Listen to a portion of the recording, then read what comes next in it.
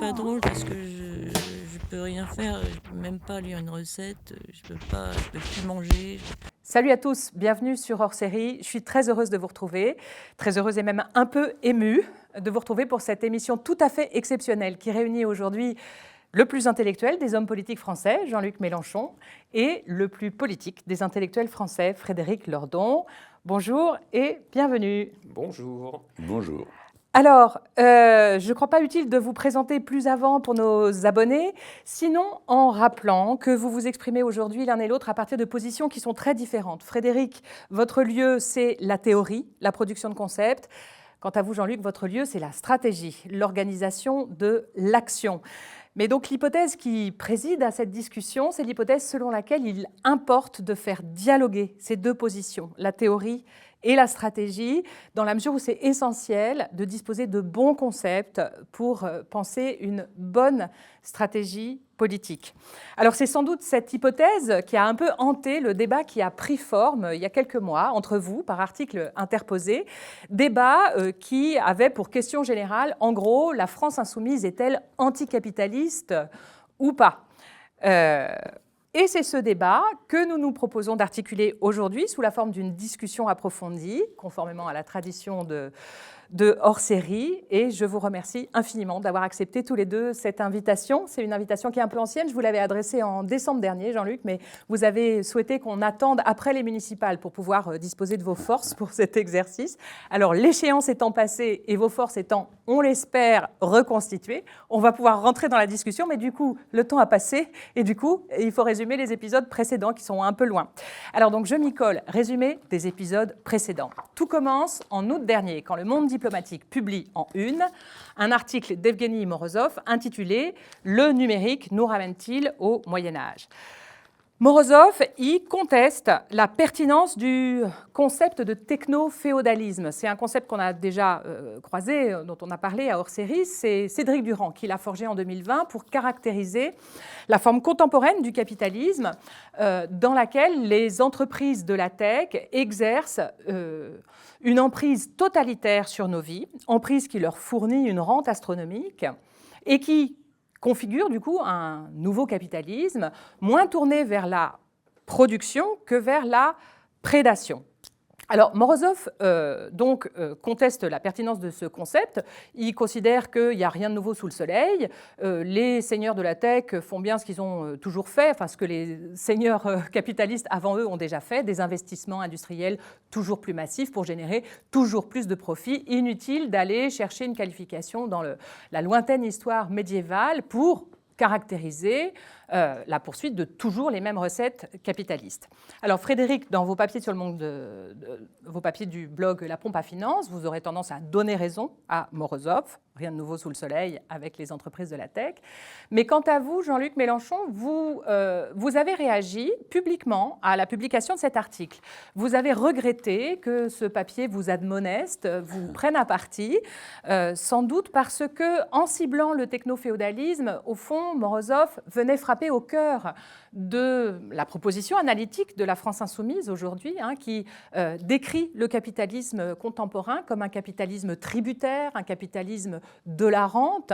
J'ai eu le sentiment, en voyant votre réaction, qu'au fond, le techno-féodalisme, c'est un concept qui est précieux dans votre propre proposition analytique parce qu'il permet de penser la forme actuelle du capitalisme et donc de décrire la forme actuelle de l'ennemi à abattre. Alors, est-ce que c'est bien ça, le techno-féodalisme? Ce serait un concept précieux dans votre pensée, la pensée insoumise du capitalisme contemporain comme capitalisme de la rente?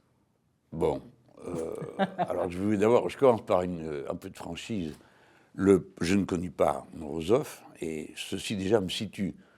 Je ne suis pas dans le domaine de la science, et je n'en ai pas les qualifications. C'est-à-dire, je n'ai pas tout lu, comme Frédéric, qui est t'as lu à peu près tout, toi. Alors donc, laisse tomber. Et donc, je n'ai pas cette qualification. Je lis Le Monde Diplo parce que c'est un journal que j'aime, j'y apprends des choses, et je tombe sur ce papier de Morozov, que je ne connais pas, et qui, dedans, brocarde l'économie mélenchonienne. Donc le premier surpris, c'est moi d'apprendre que je suis l'auteur d'un modèle économique, ce qui n'est pas le cas. Et puis, j'ai aussi été un peu agacé. Je me suis trompé sur le personnage, d'après ce que m'a dit Frédéric. Je me suis dit, bon, voilà, le coupeur de cheveux en 8, gauchiste traditionnel, qui n'a pas cité, comme je n'ai pas cité dans l'ordre toutes les mantras de la vraie foi, s'en prend à moi parce qu'il manque ceci ou cela. Non, c'est pas le cas, m'a dit Frédéric, c'est une construction, bon, ok. Et puis la fin, bon, tu vois, alors, à la fin, oui, mais ce qui compte, c'est le capitalisme. Bon, écoute, si t'écris 4 pages pour m'apprendre que c'est le capitalisme l'ennemi, franchement, bon, voilà. Mais je mets ça de côté parce que c'était pas vraiment ma fixette, ni même le thème. D'ailleurs, le mot techno-féodalisme, ce n'est pas le mien, c'est celui de Cédric Durand, et peut-être que ça m'amène tout de suite à me situer par rapport au mouvement des idées et à leur usage. Personnellement, à l'ancienne, je crois qu'il n'y a pas d'action claire sans pensée claire. Et pas de pensée claire, et que l'action est aveugle sans cette pensée claire. Par conséquent, le devoir de ceux qui ont à conduire une action publique de masse est de se doter d'instruments de compréhension de ce qu'ils affrontent. Déjà dans les années, la fin des années 90, bon, peu importe à quel moment, en tout cas dans cet espace-là, il était clair que les outils dont j'avais été équipé dans ma jeunesse, avec une vision un peu mécanique du marxisme, fonctionnaient pas pour rendre compte de la réalité à laquelle nous nous affrontions. Quelque chose avait émergé dans le capitalisme. Alors, comme je ne suis pas assez savant pour en avoir la prétention de nommer les choses, mais enfin, il y avait une réalité qui s'imposait, c'est que le capitalisme était surplombé par une sphère financière, libre de toute attache avec la production, et qui pouvait réaliser en son sein des taux de profit tels que, d'une part, il les réalise, et donc repousse en quelque sorte la malédiction initiale du capitalisme qui est où se placer pour faire de l'accumulation, et deuxièmement, incluait finalement tous les compartiments de l'activité productive en son sein et la rebrasser. Donc, il est à la fois coupé de cette activité productive, mais en même temps, l'activité productive, il l'intègre. Donc ça, ce nouvel âge du capitalisme, comme on disait à l'époque, mais il paraît qu'on répétait déjà quelque chose qui existait auparavant, nous essayions de le penser à ce moment-là, en comprenant qu'une stratégie était définitivement par terre, c'était celle qui pensait pouvoir réaliser le socialisme dans un seul pays. Et en tout cas, sans le dire ou en le disant. Alors nous, les Français, avec notre programme commun, avec tout ça, on allait faire une puissante avancée vers le socialisme et ensuite les gens en auraient le goût au point de ne plus pouvoir s'en passer. Bon, ça, impossible. Et qui plus est, l'objectif numéro 1 qui se présentait devant nous, qui nous avait été donné comme l'objectif à atteindre, c'était, puisqu'on a un problème dans le cadre national, qu'on n'est pas assez puissant, on va réaliser l'objectif socialiste dans le cadre européen. Et à la mode du 19e siècle. Plus on intégrerait économiquement, plus on intégrerait donc politiquement, et donc civiquement. Tout ça était d'une merveille parfaite, mais correspond à un état de notre relation au capitalisme qui n'existe plus. Parce que quand vous avez des fonds de pension, quand vous avez des interlocuteurs qui n'ont ni nationalité ni propriétaire connu, sinon un label, un groupe, eh bien, avec qui discuter. Et en Europe, très vite, il est apparu que ceux qui vivaient dans l'ancien système, celui du compromis avec le capitalisme du coin qu'on a sous la main et qu'on peut aller envahir quand c'est vraiment chaud, succédait tout autre chose. Et voilà comment le Danemark, pays qui avait des milliers de syndiqués, des millions, est arrivé à avoir des compromis avec son capitaliste local. Tout d'un coup, faute de capitaliste local, se retrouve massivement disqualifié. Plus personne n'a de convention, j'exagère un peu, 20% seulement de la population est pris dans une convention collective. Et, comment le comprendre, nous autres, les Français, faiblement syndiqués, nous sommes plus intégrés dans des conventions collectives que des Danois. Bref, le monde allait à l'envers, et on voit bien que ça ne marche pas. Et donc l'Europe ne serait pas le lieu d'une intégration économique produisant mécaniquement de l'identité et de la citoyenneté, comme le Zollverein l'avait été pour la création de l'Allemagne, etc., etc. Donc nous revoilà, le bec dans l'eau, à se demander par quel bout on attrapait le problème. Alors il y en a à qui ça ne pose aucune espèce de problème. Ils continuent à penser que, comme me l'avait dit, puisque hélas il est décédé il y a quelques jours, Lionel Jospin, dans une conversation personnelle, il m'avait dit, sachant à qui il parlait, pour moi l'ère des guerres et des révolutions est terminée. Oui. Ouais, Ah oui, quand même. ouais. Tu vois?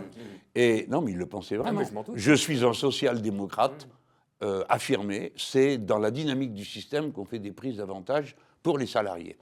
Et moi, je lui avais répondu, je pense que tu sais que je ne suis d'accord avec rien de ce que tu viens de me dire, mais bon, et la discussion continue. Et c'était quelqu'un de plus tolérant qui n'en avait la réputation. C'est-à-dire qu'on arrivait à parler, il n'était pas d'accord avec toi, mais il le prenait comme un fait du moment que tu ne l'agressais pas. Et moi, je suis fait du même bois, du moment que tu ne m'agresses pas, on peut parler de tout. Mais c'était ça la pensée qui dominait dans le mouvement socialiste.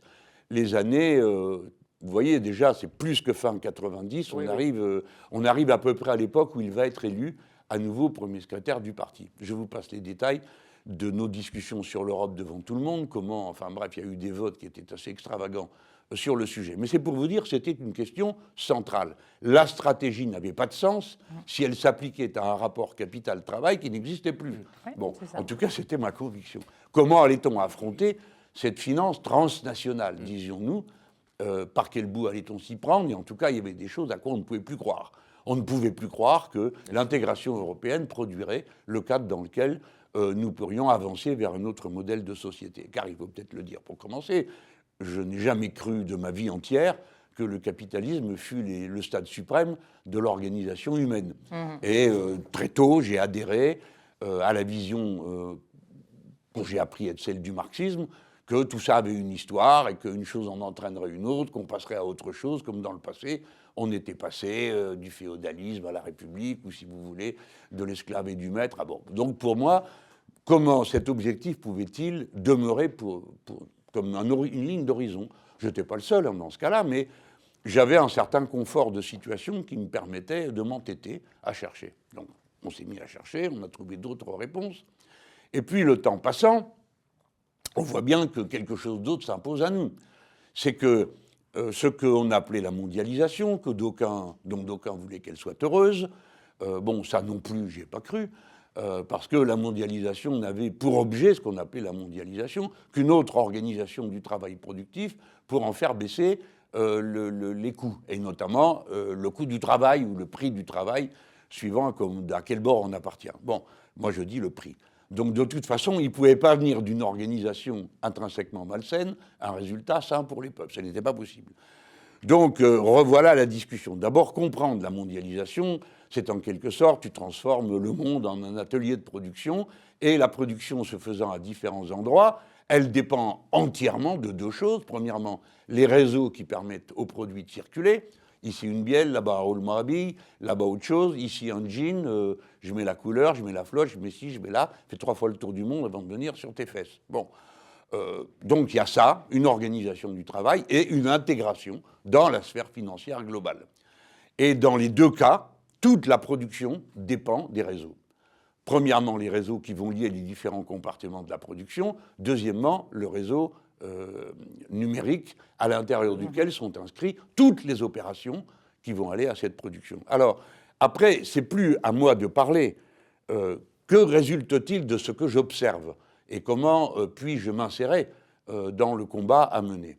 Alors là, il y a plusieurs thèses. Mais, premièrement, me vient une thèse par un économiste latino qui est Pedro Paez, qui était l'un des fondateurs de la Banque du Sud, qui m'explique le système de la rente tributaire pour le capitaliste qui sait se mettre à tous les points de passage pour piquer une partie de la plus-value qui est faite. Ici, tu as produit des billes, bah, tant mieux pour toi, mais moi, je te prends tant pour les emmener à tel endroit, et ainsi de suite.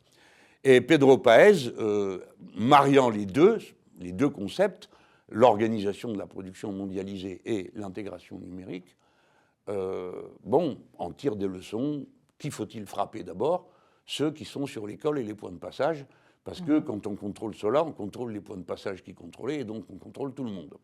C'est une thèse que vous allez retrouver souvent dans ce que moi j'écris, car je suis aussi producteur de théorie, pas à votre niveau, mais je suis producteur de théorie parce qu'il me faut mettre ensemble des choses qui intègrent à la fois de la connaissance théorique et de la stratégie politique. Ce qui est, moi, votre objet, encore que vous êtes souvent aussi sur ce terrain. Mais moi, j'y suis contraint. Il faut que j'en déduise par quel bout on va attraper les choses. Alors, c'est là que je dois corriger un peu votre introduction.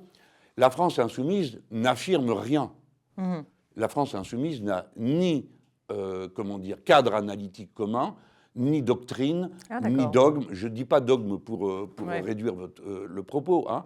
La France insoumise s'accorde sur un programme. Ce qui unit ses membres, c'est le programme. Alors, on peut penser qu'il est insuffisant, mais néanmoins que c'est une étape. On peut penser qu'on y adhère parce qu'on est un anarchiste et qu'on pense que c'est une étape vers la société coopérative généralisée. On peut être marxiste, mais c'est le programme qui nous unit. Voilà pourquoi il occupe cette place super centrale. Nous sommes une organisation fédérative. C'est-à-dire que nous fédérons des efforts, des calculs. Ça, c'est une forme d'organisation que nous avons inventée en nous inspirant de ce qu'on avait vu chez les autres dans le syndicalisme et dans diverses doctrines, notamment celle des anarchistes ou des collectivistes. Ça peut paraître assez curieux, mais nous sommes tout ça à la fois. Voilà pourquoi il faut mettre chaque chose à sa place. Donc moi, quand je ne suis pas partisan du techno-féodalisme, d'abord, ce n'est pas mon mot, mais deuxièmement, Cédric Durand nous a, avec cet outil-là, permis de mieux comprendre, et c'est tout ce qu'on attendait de lui. On attend de l'intellectuel, qui vienne recharger notre carquois, quelques flèches de plus. Il est entièrement libre de son point de vue, mais oui, il joue un grand rôle dans la compréhension que les cadres marxistes du mouvement insoumis, car il y en a, se réfèrent à ça pour bien comprendre. Mais je veux vous dire, les mêmes se réfèrent à leur don et ne ratent pas un seul numéro de son blog et ensuite viennent me prendre la tête chaque fois qu'il écrit quelque chose pour voir si je suis d'accord ou pas. Bon, raison souvent, de plus pour organiser votre dialogue en direct et en face à face, moi, sans intermédiaire. Mon rapport est confortable parce que je picore, je vais dire. Donc voilà comment nous sommes arrivés à cette idée. Mais ce n'est pas le cœur de doctrine puisqu'il n'y en a pas. D'accord. Mais il est vrai que maintenant, si vous permettez, je suis conscient d'être un peu long, mais comme ça, je déballe dans le sac. On va être tous les comment là-dessus, 1991, fin de l'URSS. Personnellement, je tiens à le rappeler à tout le monde, j'ai été trotskiste. Donc, l'URSS et le stalinisme, ça n'a jamais été ça n'a jamais été un modèle pour moi. Alors, nous vivions dans une certaine innocence, pensant que quand on aurait libéré l'économie soviétique du stalinisme, nous irions tout droit vers le bonheur. Et le paradis socialiste. Bon, il est devenu très évident qu'il y avait quelque chose d'un peu plus compliqué que la personne de Staline dans cette affaire, que la bureaucratie était une réalité, que ceci, que cela, vous le devinez. Mais en attendant, il n'y avait pas besoin d'être un nec pour comprendre qu'à partir du moment où l'URSS s'effondrait, on allait prendre cher, notamment en Europe, où la bourgeoisie européenne, qui était quand même une des bourgeoisies centrales du monde capitaliste, avait fait toutes sortes de concessions, parce qu'elle avait la trouille, tout simplement. Et du jour au lendemain, on est passé, pour la France, la répartition capital-travail, on va dire 70-30, les années où on exagère, je veux dire juste après 81, 60-40, mais ça ne dure pas, en faveur du travail. Mais on voit bien qu'on ne compare pas les mêmes quantités d'individus. Mais pour l'Europe de l'Est, on est passé du jour au lendemain de 100% dans la répartition globale à du 50-50, qui est un taux d'exploitation absolument phénoménal à échelle européenne. Alors là, toutes sortes de difficultés venaient s'en mêler, car dans une économie socialiste, alors Lordon est très précis quand il écrit sur le sujet, dans une économie socialiste, tu produis aussi du surproduit. C'est-à-dire que tout ce qui est produit n'est pas immédiatement distribué aux travailleurs qui sont dans l'usine. Il faut qu'il y ait plus que besoin pour pouvoir investir ailleurs, sans doute, suivre le plan, enfin tout ça. Donc lui, il parle toujours de l'appropriation privée du surproduit social qu'on appelle la plus-value. Bref. Donc c'est très précis et je ne veux pas lui faire un mauvais procès qui serait de dire, cher maître, écoutez, allez vous faire voir, puisque de toute façon, du surproduit, il y en a partout. Parce que ce n'est pas le même. Et il a bien raison de parler de l'appropriation privée de ce surproduit, qui dans notre pays bat des records.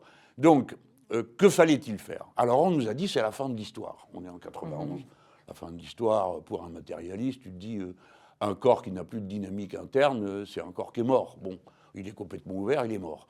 Alors non, il y aurait une histoire, mais laquelle? Alors on espérait que libérés du carcan, de la bureaucratie et de tout ça, les masses allaient spontanément produire un socialisme merveilleux et ruisselant sur nous tous. Pas de peau, c'est pas du tout ça qui s'est passé.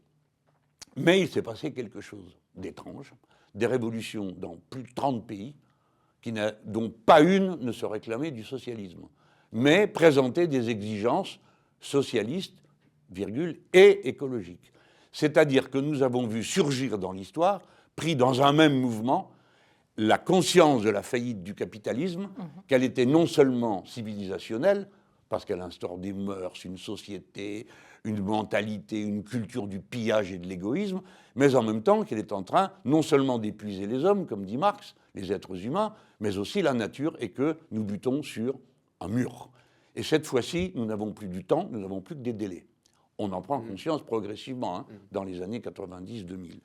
Et voilà comment je suis allé, moi, prenant mon baluchon, et puisque j'en avais les moyens, d'un pays à l'autre pour voir comment ils faisaient. Et puis nous nous sommes mis à étudier à quelques-uns chacune de ces révolutions, aussi bien en Amérique latine qu'en Asie ou ailleurs. En Asie ou en ailleurs, on ne lit pas, donc on se faisait traduire, on regardait les photos pour essayer de comprendre ce qui se passait. Et on découvre un acteur. Ne vous inquiétez pas, j'approche de la fin. On découvre un acteur qui n'est pas l'ouvrier dans l'usine, qui occupe l'usine et qui s'approprie le moyen de production. Alors, des fois, ils y sont, mais d'autres fois, pas du tout. D'autres fois, leurs représentants disent des trucs, comme moi, pardon, je dis, écoutez les gars, trouvez autre chose, quoi.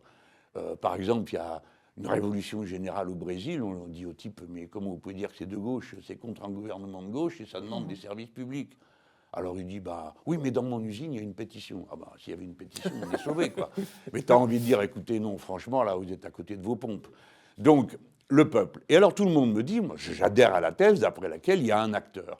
Comme je viens de l'histoire révolutionnaire 1789, moi, je ne suis pas comme certains marxistes de mes amis qui sont encombrés par l'idée que si ce n'est pas les prolétaires, ça ne va pas le faire, et que la révolution de 89, c'est une révolution bourgeoise. Ce n'est pas du tout mon point de vue. Donc, alors là, on me dit, je rencontre des amis, et puis des fois, je peux aussi lire leurs dons, et qui posent des bonnes questions, quoi, qui disent, oui, mais c'est pas très matérialiste, votre histoire, c'est quoi le peuple? Vous ne pouvez pas définir un nouvel acteur dans l'histoire sans expliquer d'où il sort. C'est quoi le peuple?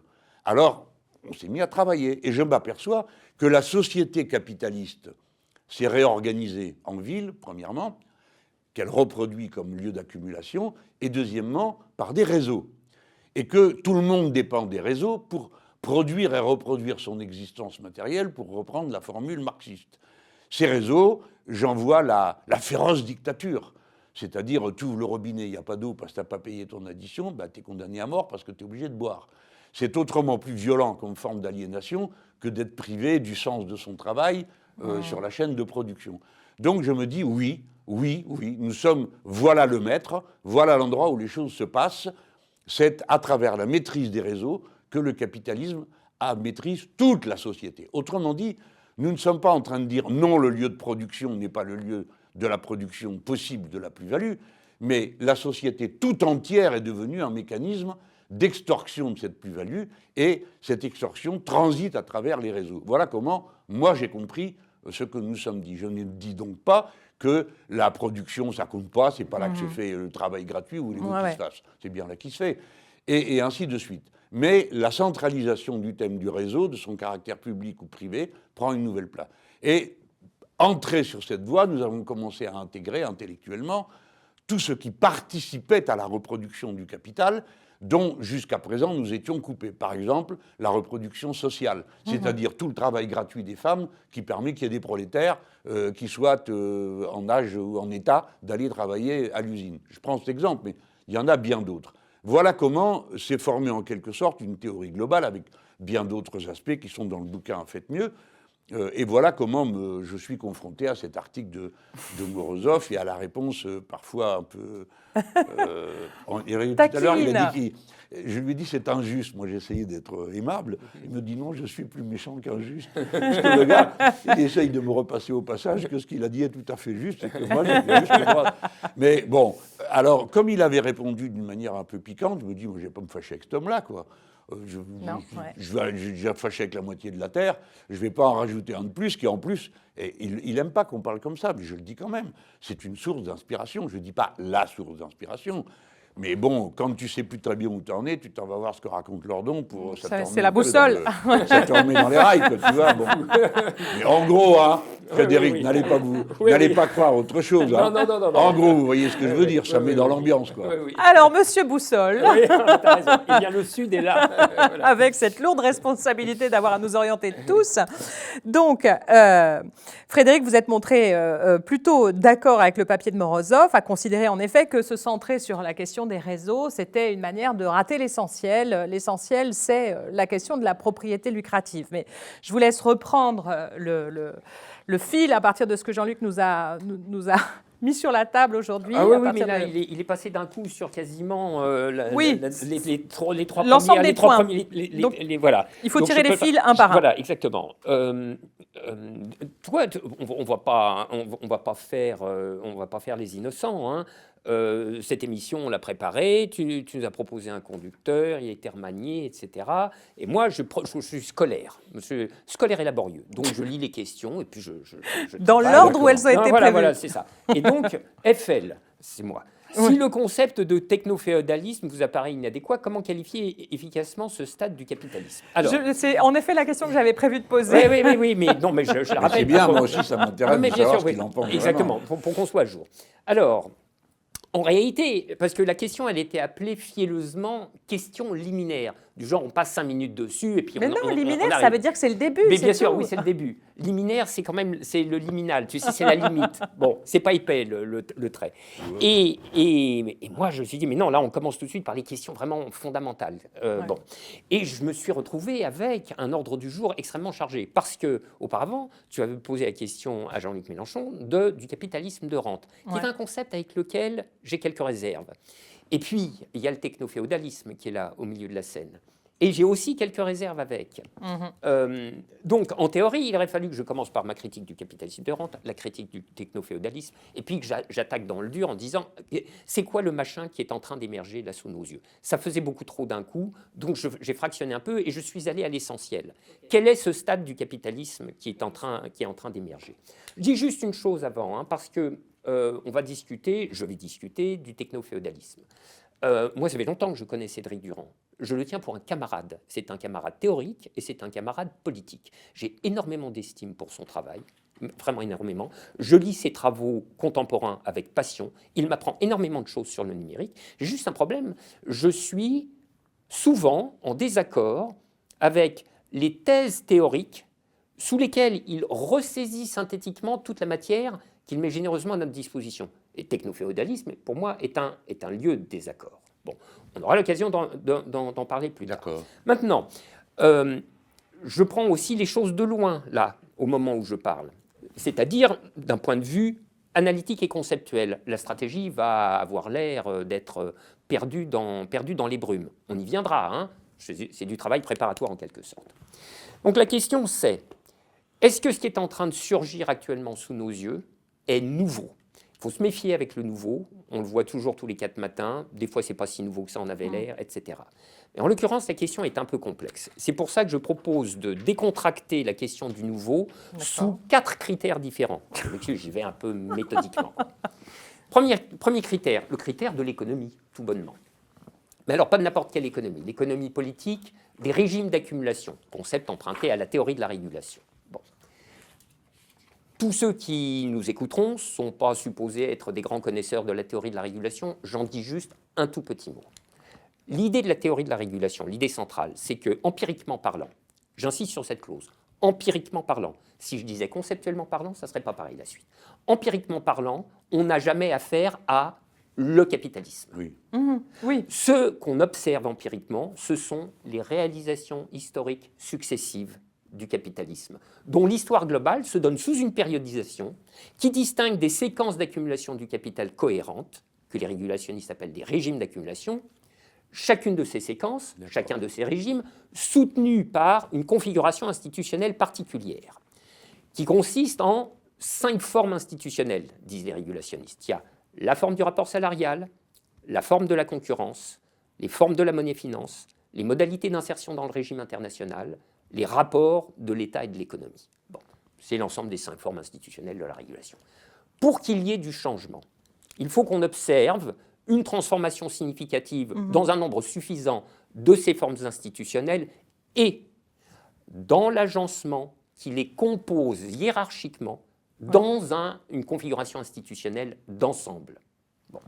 Alors, par exemple, quand on est sorti du Fordisme pour entrer dans le capitalisme, qu'on appelle néolibéral pour faire simple, dans le Fordisme, la forme institutionnelle dominante, c'était le rapport salarial, avec toutes ses sécurités, ses protections, etc.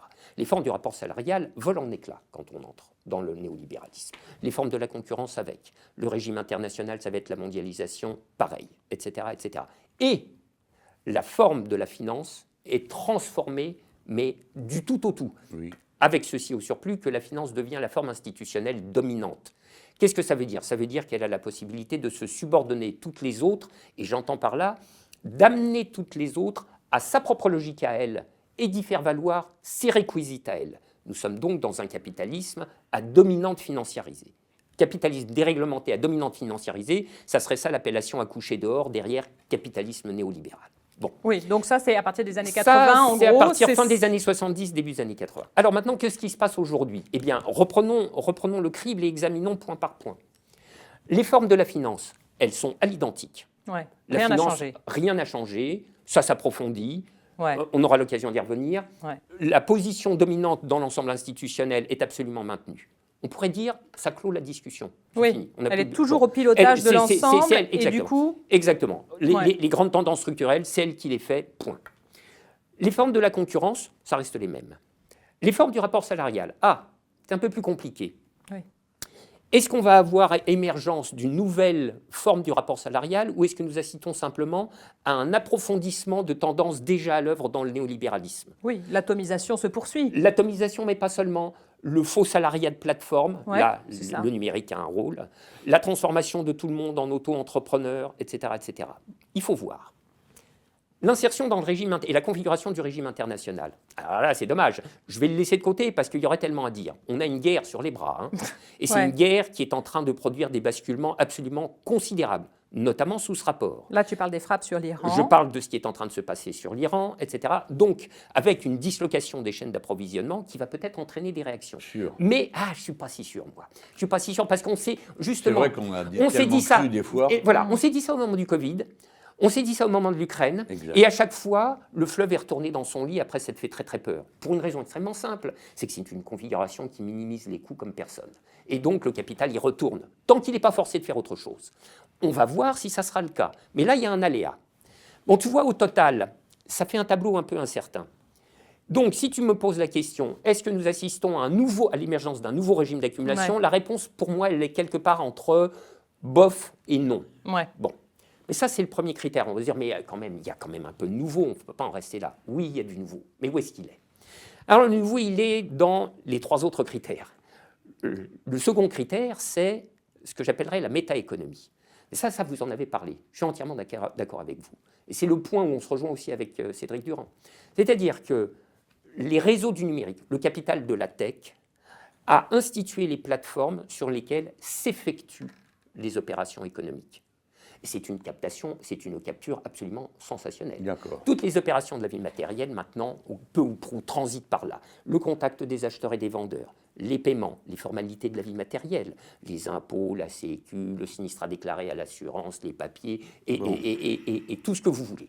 Donc là, il y a quelque chose qui est tout à fait nouveau et qui conduirait à dire que la tech est en train de devenir l'OS de l'économie capitaliste, au sens de l'informatique. Hein. OS. Operating System. Ah oui, j'étais sur l'OS Oui, bien sûr, spécialisé, je ne l'avais pas. Je le sais. Nous, on traduit système d'exploitation. Oui, en d'accord. France, hein. Ouais. Mais en réalité, l'appellation originelle, c'est Operating System, le système d'opération. Et D'accord. à mon avis, je trouve que c'est plus approprié en l'occurrence. Alors Ouais. évidemment, on jouerait sur les mots et on dirait D'accord. c'est un système d'opération pour consolider un système d'exploitation. Mais Ouais. on n'en parlerait pas du tout. Filer la Bon, métaphore. ça, c'est le deuxième point. Là, il y a du nouveau. Ouais. Troisième critère, c'est ce que j'appellerais le régime d'aliénation ou le régime d'affect. Parce que là, l'univers du numérique est en train de planter très profond dans les esprits des nouvelles normes, des normes de la disponibilité constante, des normes de l'immédiateté, des normes de la flexibilité. Hein, vous êtes sur Internet, vous commandez un truc, vous changez, vous modifiez, vous refaites, etc. Vous annulez. Ça. Et À la alors, seconde. le principal pour moi, ce sont ce que j'appellerais les normes de la livraison. Ça a l'air de rien, mais c'est une modification. Vraiment, les marchandises viennent à nous. Vous restez comme un pacha et les marchandises arrivent. Ordinairement, on se rendait à la marchandise. On allait dans le magasin la chercher. Et là, elles viennent à nous. Donc là, il y a des nouvelles normes qui nous saisissent très très fort. Parce que ce sont des normes de satisfaction intégrale du désir. Du désir de consommateur, du désir d'usager, etc. À telle enseigne d'ailleurs que, dans le travail qu'on fait, Sandra Lucbert et moi, on dit qu'ici, c'est même plus de régime d'affect qu'il faut parler, c'est de régime de pulsionalité. Parce que toutes ces choses nous attrapent dans les profondeurs de notre psyché et nous accrochent incroyablement fort.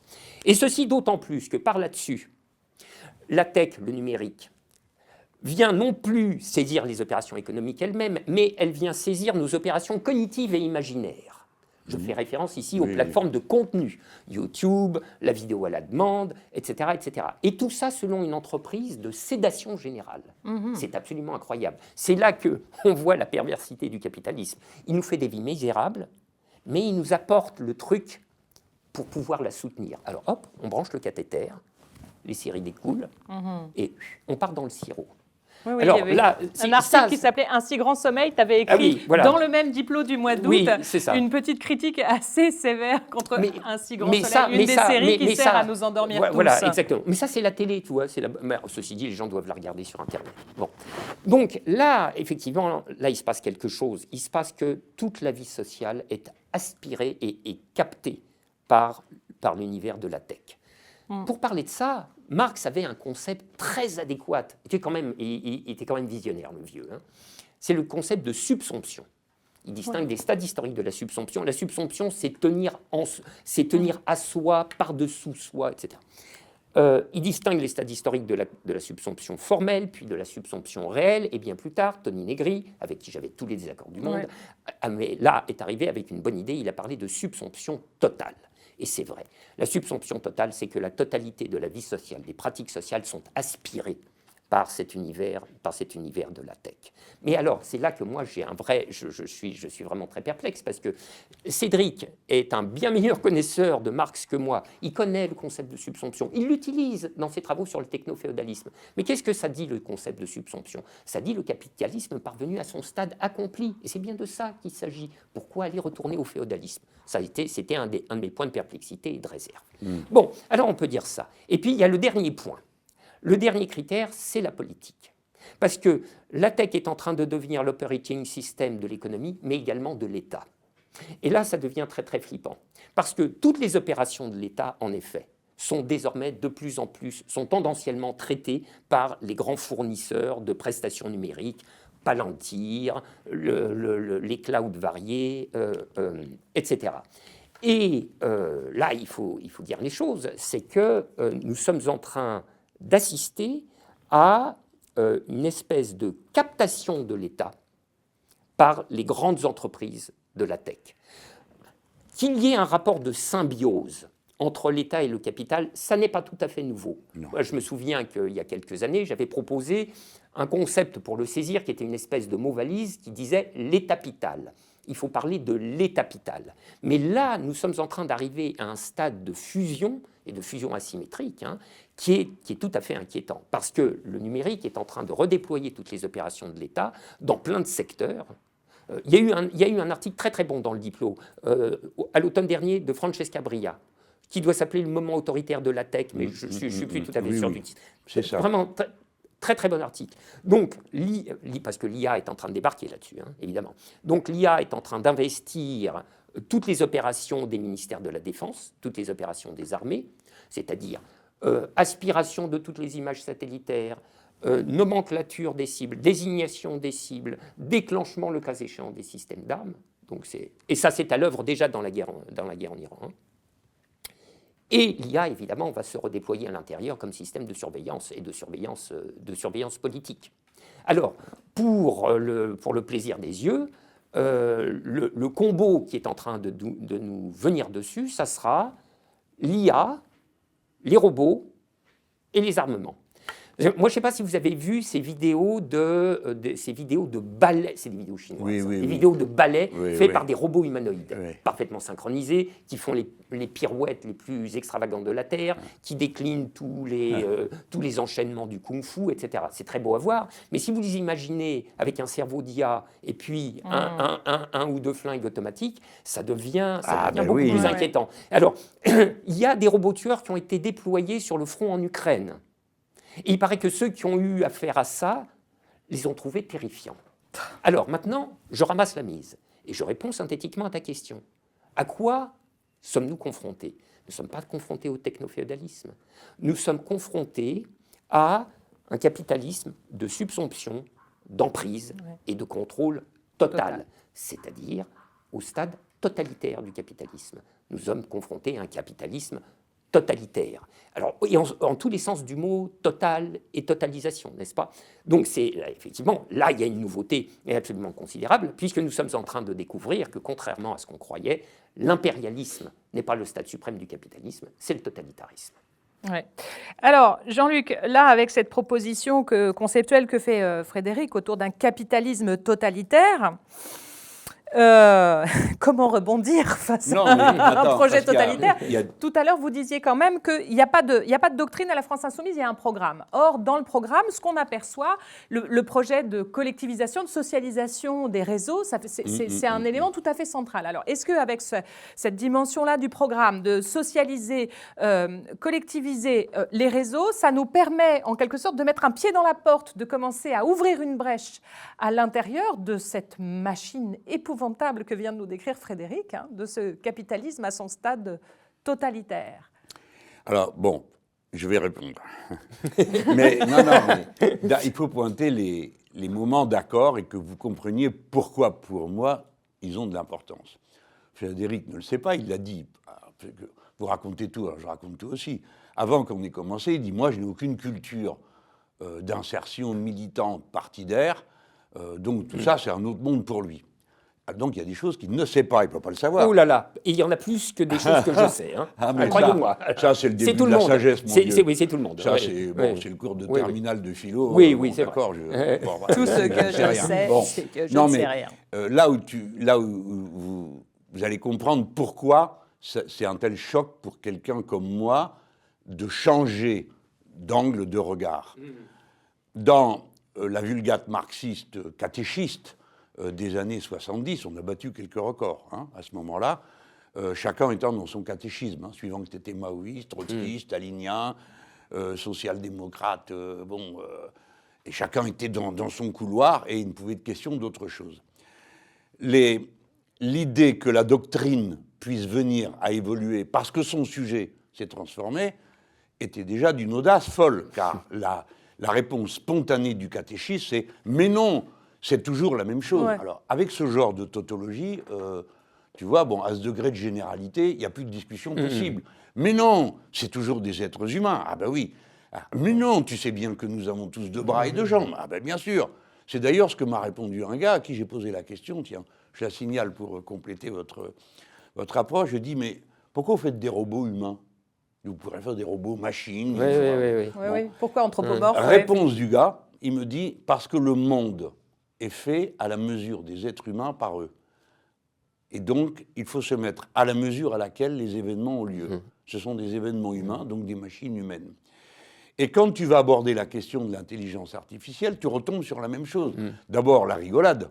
Intelligence artificielle, personne n'est foutu de dire en quoi consiste l'intelligence, mais l'intelligence artificielle, si. Apparemment, c'est appuyer sur un bouton ou appeler ChatGPT sur son téléphone. C'est pour dire qu'on a vite fait de basculer, tous, je n'ai pas en cause ce que tu disais, ce que vous disiez, Frédéric, mais on peut vite basculer dans la généralité d'évidence. Mais donc, pointons déjà ça. Le capitalisme a une histoire. Pour vous, c'est d'une banalité absolue. D'accord ? Les 3/4 des gens avec qui j'ai eu à traiter de lutte anticapitaliste m'ont récité le catéchisme, sans imaginer, non, c'était pas possible, non, t'as pas compris, la sphère financière. Je me rappelle la première fois où j'ai présenté des thèses sur la sphère financière à un stage de la gauche socialiste, La moitié de la salle m'a traîné dans la boue en disant que j'étais un métaphysicien, parce que l'argent n'existait pas en dehors de la valeur qu'il représentait. Et donc, à la fin, et pour finir, tout revenait au rapport capitaliste traditionnel. Alors, si c'était pour dire ça, à quoi bon se réunir, réfléchir et penser? Bon, sauf que, comme vous l'avez dit, les faits étant historiquement situés, notre comportement doit s'adapter à ces modifications. C'est moins le problème du théoricien que du praticien. Bon, si tu n'as plus d'interlocuteur pour négocier le partage de la valeur entre le capital et le travail, pardon, sur le plan théorique, ce n'est pas un sujet, sur le plan pratique, c'en est un sacré. C'est même un sujet central, puisque tu ne peux plus faire de rapport de force. C'est l'autre qui te tient, en plus exactement. Lui, il a un nouveau rapport de force. Donc, moi, je me réfère toujours au fait que j'entre dans un combat qui n'est pas, comment dire, simplement conceptuel. Le combat conceptuel doit avoir lieu, parce que sinon, on ne sait pas ce qu'on fait. Bon, donc, point numéro 1, très important, vous avez bien entendu tout ce qui m'écoutait, ce que vous a dit Lordon. Alors, vous arrêtez de rabâcher le caté, vous essayez de voir comment, maintenant, quelque chose s'est passé. Quoi? Lordon vient de donner une explication, il l'a positionnée. Pour nous tous, nous apprenons quelque chose en l'écoutant, mais nous pouvons en ajouter d'autres. Deuxième rupture que j'observe dans ce que vous dites, vous ne savez pas, mais je vous l'apprends, c'est que vous positionnez le sujet social comme un sujet socio-culturel. Mais, mon cher, vous êtes à 10 km du messianisme ordinaire du catéchisme. Parce que dans le catéchisme, je sais qu'il y a une exploitation. Là, ton travail va être volé, pour partie gratuit. Je viens, je te le révèle, et aussitôt, ta conscience illuminée par cette révélation fait de toi un révolutionnaire. Et curieusement, ce n'est pas ce qui se passe. Ah bon? Qu'est-ce qui s'est passé? Nous sommes des êtres socio-culturels. C'est-à-dire, les mécanismes qui nous dominent ne sont pas exclusivement les mécanismes dont nous avons la perception rationnelle. Nous pouvons nous figurer que Dieu nous a commandé de vous taire. Ou bien notre propre conception de ceci ou de cela fait que nous allons donner, ou qu'en aucun cas nous ne donnerons. Bref, nous sommes des êtres socio-culturels. La motivation culturelle de l'être social n'est pas un à côté. Pour moi, là je parle, c'est Mélenchon qui parle, c'est aussi constitutif que la réalité elle-même. C'est pourquoi, par rapport à un certain nombre de concepts marxistes, comme celui de consommation, eh bien, je dois dire une chose. Je pense que nous n'avons jamais cessé d'être autre chose que ça, dans tous les systèmes de production, dans tous les modes de production. C'est-à-dire que jamais il y a eu des êtres humains qui se sont perçus eux-mêmes comme autre chose, comme la partie d'un tout. Alors, dans la tribu, tu étais une partie du totem. Dans la relation à la nature, tu étais une partie de la vision d'un dieu ou de plusieurs dieux, etc. Nous sommes des êtres perpétuellement culturels, c'est-à-dire insérés dans un système culturel. Et donc, la bataille culturelle, alors là je m'adresse à nouveau, c'est lui le chef, mais bon, il est à la fois un économiste et un philosophe. Philosophe des passions, la bataille philosophique est centrale, c'est pas un à côté. Aujourd'hui, tout le monde manie le mot humaniste, par exemple, avec beaucoup de désinvolture. Souvent, c'est à pleurer, ils confondent humaniste et humanitaire. D'autres fois, ils se font une idée, humaniste, c'est un ami de l'homme. Non. C'est un postulat qui dit que l'être humain est son propre créateur. En quelque sorte, il est le responsable de ce qu'il est. Ce qui souvent crée des ponts plus faciles qu'il n'y paraît avec la religion. Parce que dans la religion, en tout cas dans certaines, Dieu n'a fait ni le bien ni le mal. C'est l'être humain qui le produit.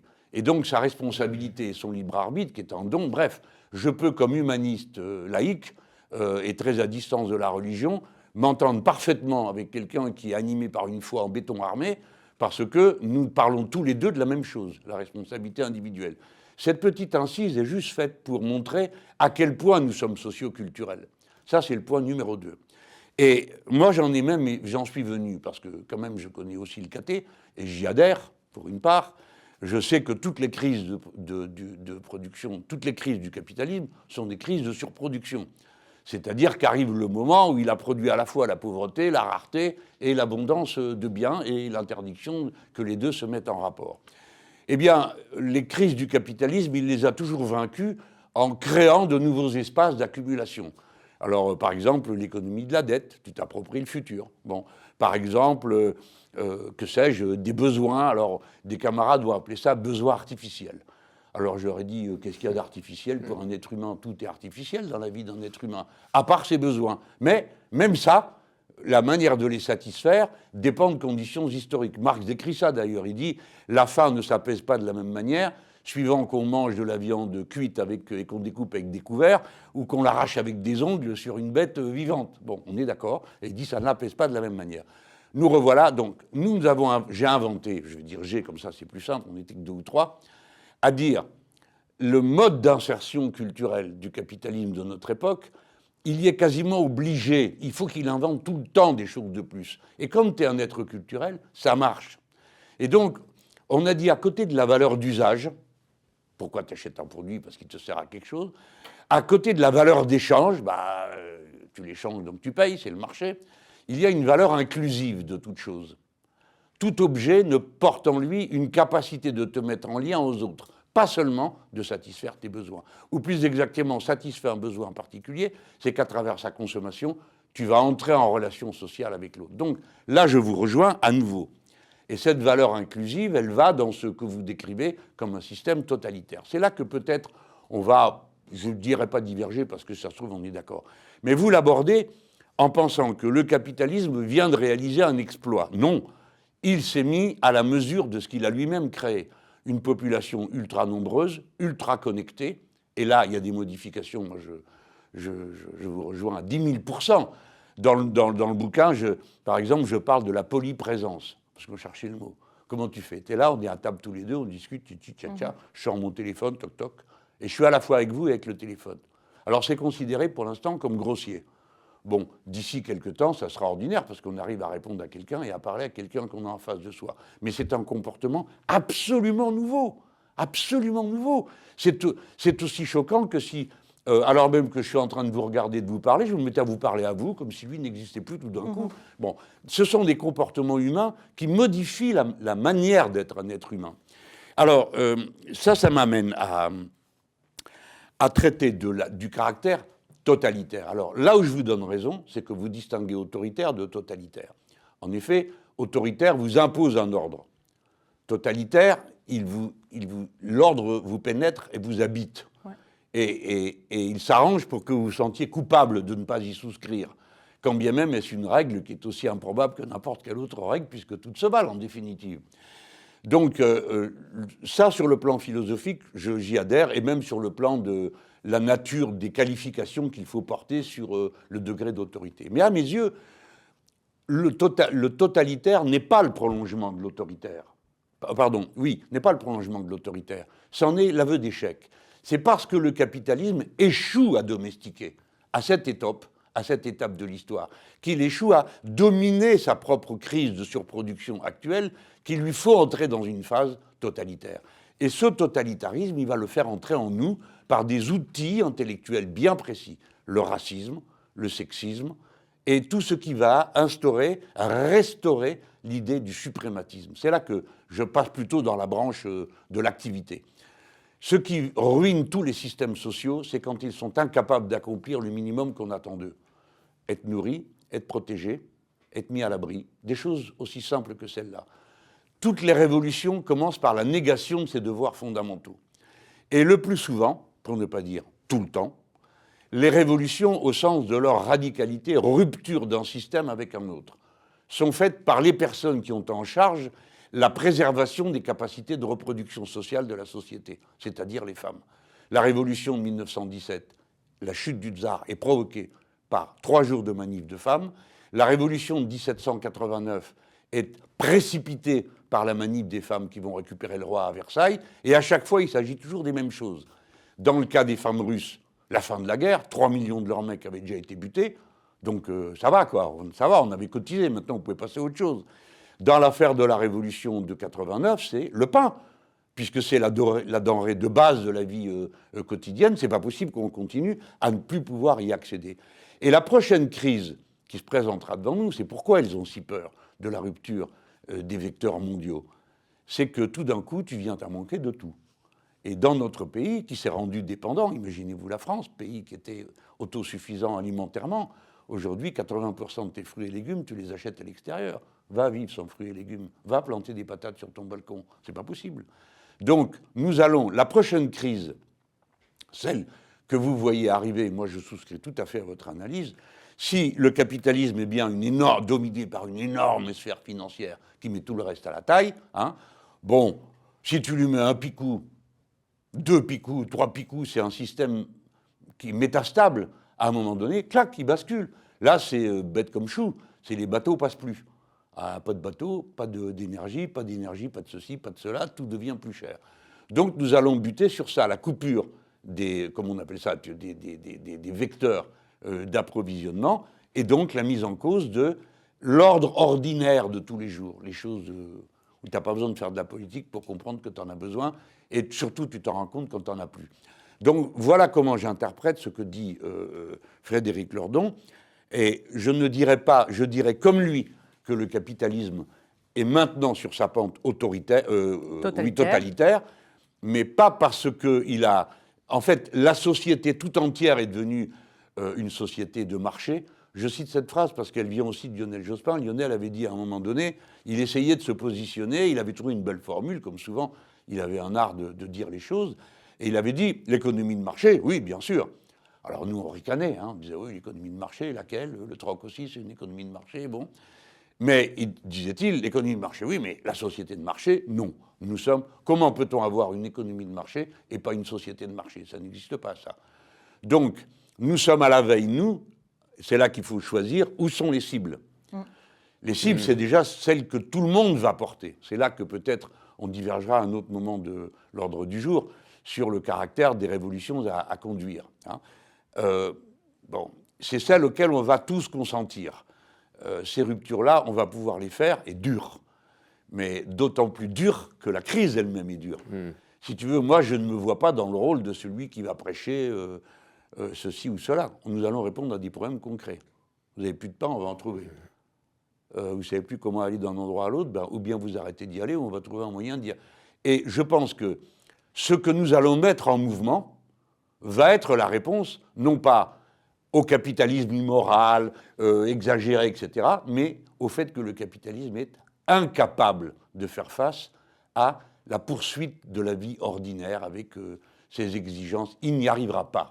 Et d'abord, il ne va pas y arriver pour une raison, c'est qu'il a lui-même tout détruit. Et que la crise climatique est là, parce que ce qui aura échappé à la guerre du détroit d'Ormuz, vous allez le retrouver dans 1 an, parce que c'était l'année la plus chaude l'année dernière, l'année prochaine, ça sera encore pire, parce que la glace fond, parce que ceci, parce que cela, parce que les épisodes méditerranéens.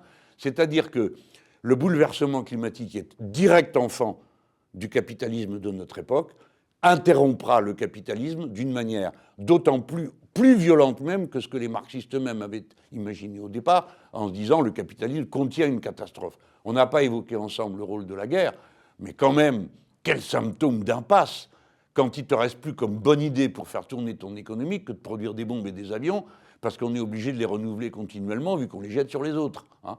C'est un symptôme, la guerre, de l'impasse d'un système.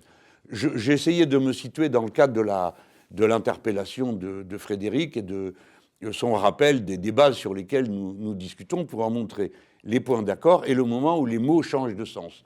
Le capitalisme totalitaire, c'est le moment aussi on te fout en tôle.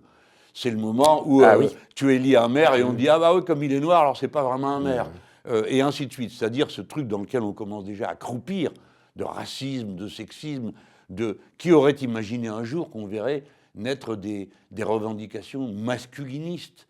T'imagines un truc pareil, qu'est-ce que ça peut bien vouloir dire? Tu mets un temps à comprendre de quoi on te parle, pour comprendre que la société a produit, elle ne l'a pas produit, elle a créé les individus capables d'absorber une bêtise pareille et d'en faire une raison de vivre. Que tu aies des gens qui nous fassent la guerre, à vous les universitaires, parce que vous êtes wokistes, vous faites expliquer 10 fois en quoi ça consiste, ça n'existe pas. Comme ceux qui pourchassent la théorie du genre. Tu leur dis, mais écoutez, il y a un problème, il n'y a pas de théorie du genre. Il y a des études critiques sur les attributions genrées, mais il n'y a pas de théorie du genre. Mais vous parlez avec eux, ils sont hallucinés. Ils sont persuadés que ça existe, ils sont persuadés que la société est alimentée par ça. Voilà moi ce que je dis à ce moment-là. Donc moi je sais, sur le plan pratique, où frapper. Le pouvoir est à qui contrôle les réseaux. Le pouvoir est ton maître du temps. Si c'est toi qui tiens l'horloge, t'as gagné. Parce que c'est toi qui donnes le rythme aux autres. Le rythme et le temps sont... Moi, j'ai dit un jour pour blaguer, hein, mais c'était bien comme image. J'ai dit, on va nationaliser le temps. Ça veut dire que ce n'est plus vous qui commandez. Vous commandez le temps court. Et le temps court, c'est votre affaire. Parce que dans le temps court, on ne planifie rien, on n'organise rien, le marché est roi. Dans le temps long, si nous rétablissons la dictature du temps long, pas du prolétariat, du temps long, nous pourrons avoir la réflexion et la décision civique. Sinon, alors oui, c'est les révolutionnaires durs comme fer comme vous qui ont raison. Si on ne peut rien changer parce qu'on n'a même pas le temps d'y réfléchir, on ne va pas pouvoir faire autrement que brusquement.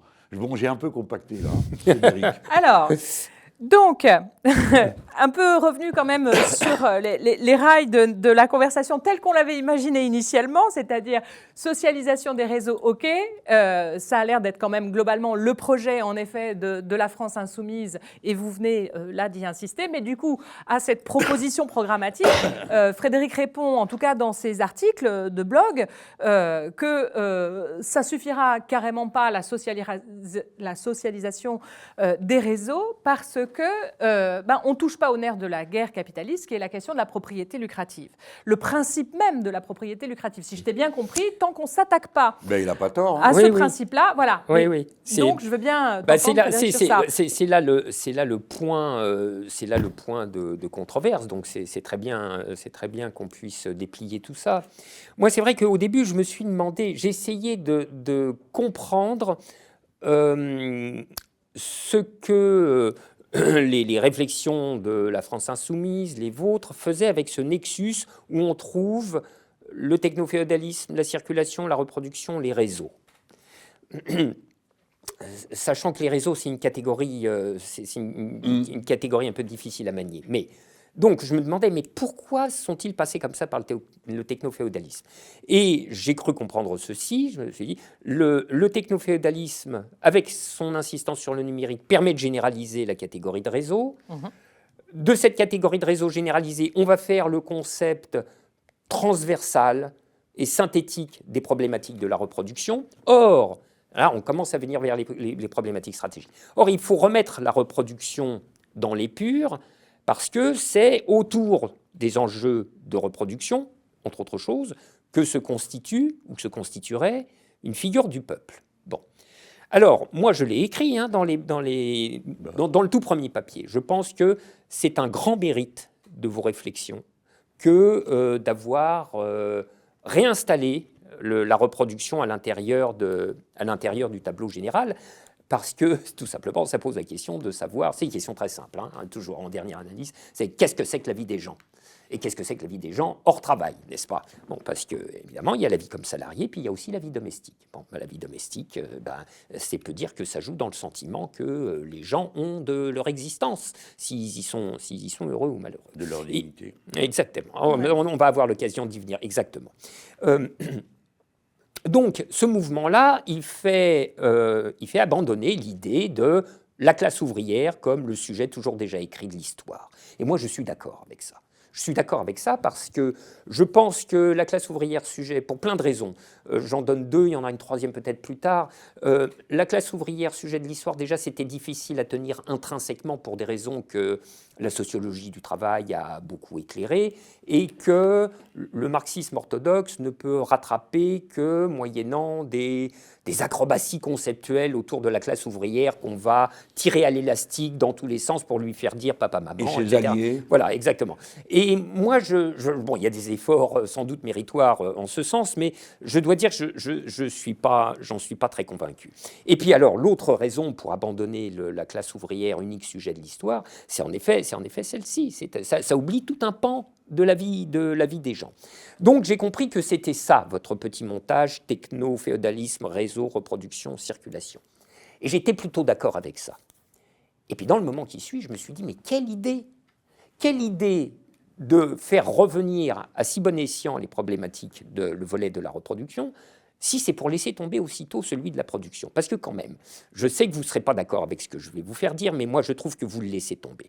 La ligne stratégique de l'AFI, elle est calée sur les enjeux de la reproduction dans les réseaux, et très majoritairement sur ces enjeux-là.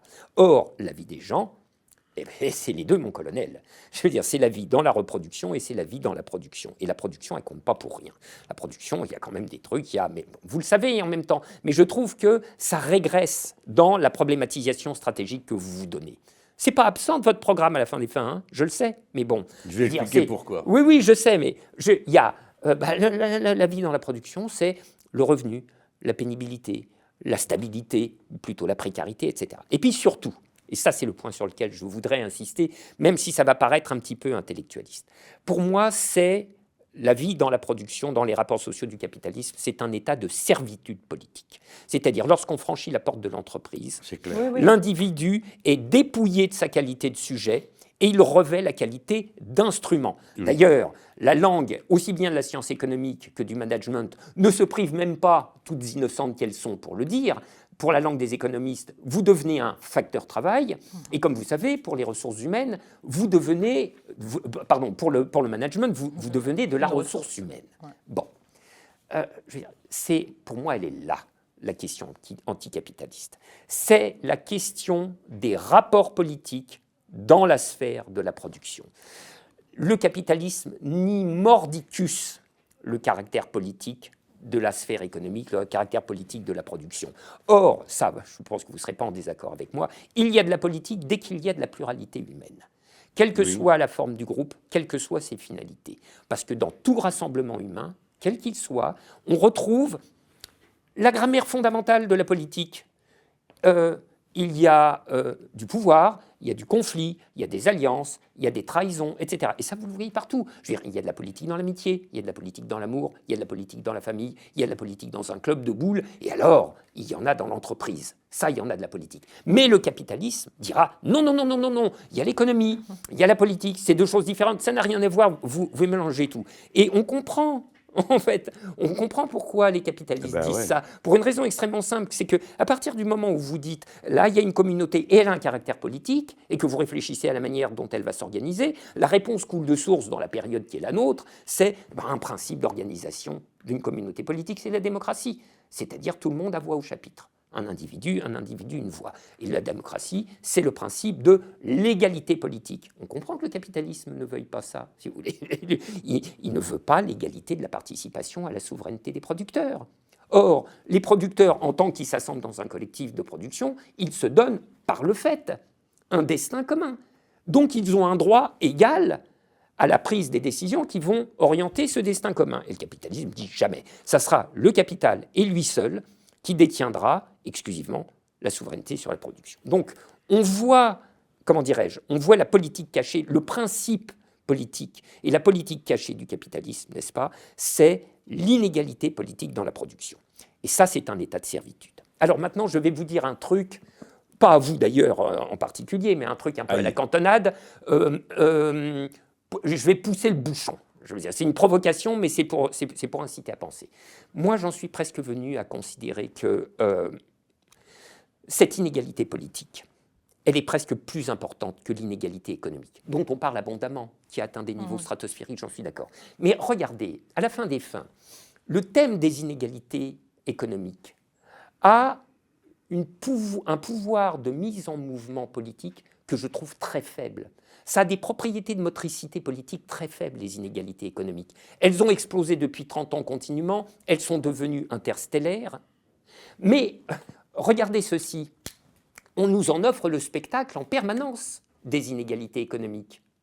En réalité, elles sont d'une telle innocuité politique que même les télévisions du capital se complaisent à nous les montrer. Vous avez sans doute vu, sur TF1, sur M6, dans l'égout de la TNT, vous avez des reportages sur la vie des riches. Et vous n'en avez pas qu'un peu.